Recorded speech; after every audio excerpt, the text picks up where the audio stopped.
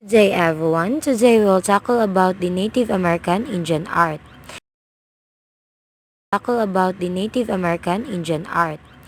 Native American Indian art is as diverse as the hundreds of tribes that inhabit America, each tribe having a unique culture and art forms.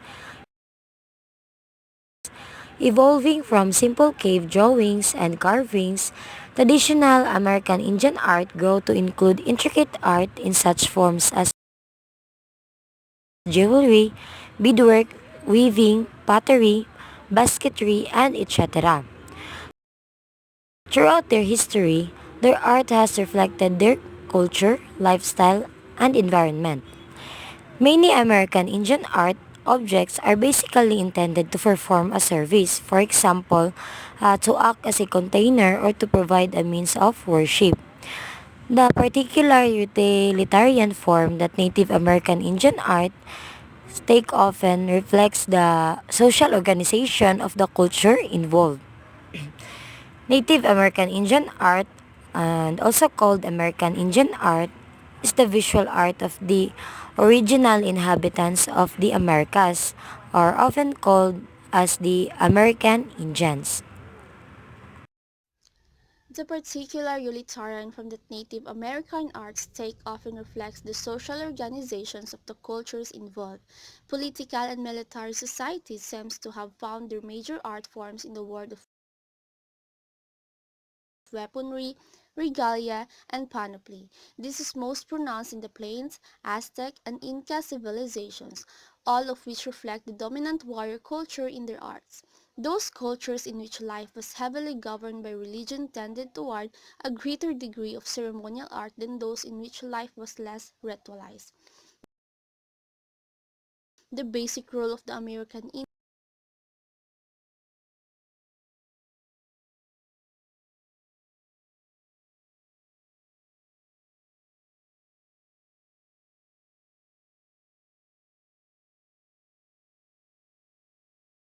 The social organization of the various tribes allows less latitude for experimentation than Western cultures and usually compelled the artist to work in familiar channels.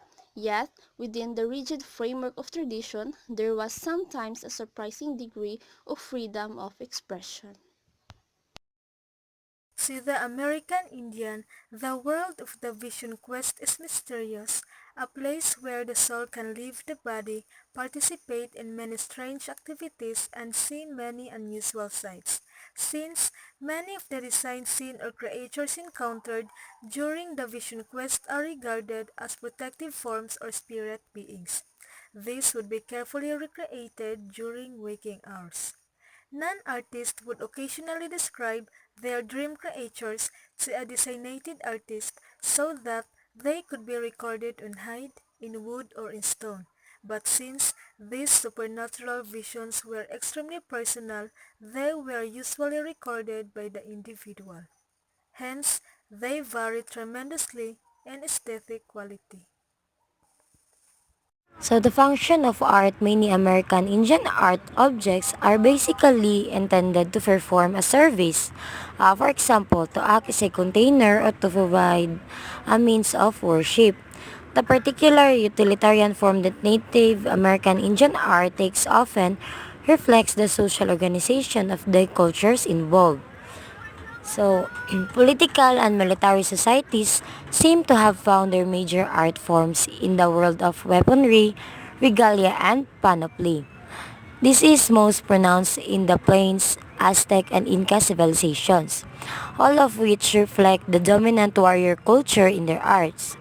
Those cultures in which life was heavily governed by religion tended toward a greater degree of ceremonial art than those in which life was less ritualized.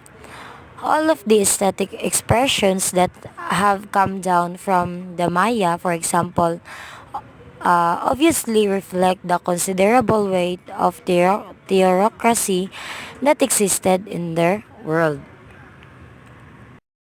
Here are the famous artists of the time in place. First is Joan Hill, 1930 up to present. Joan Hill wouldn't be pinned down to any single style or technique. Next is Lloyd Cavanaugh. Lloyd Cavanaugh, an artist and designer who taught generation of American Indian artists at the Institute of American Indian Arts. Next is Superman, 1974 up to present. Superman began his hip-hop journey when he heard that Native American rapper Lightfoot on the radio in the late 90s. Superman was so inspired that he went to buy his first turntable in 1997. Most paintings that date from 1917 to 1925 concern such religious themes, although the subsequent decades saw the growth of a style that was more secular and pictorial in concept. Genre subjects began to appear in Pueblo watercolors by 1925, establishing a precedent for the many scenes of nature and home and village life that would later be produced by studio-trained artists. Native Americans created many shapes and geometric designs for their art, and these were repeated and became representative symbols that transcended tribal language barriers. Native art designs became a language in themselves, a form of communication.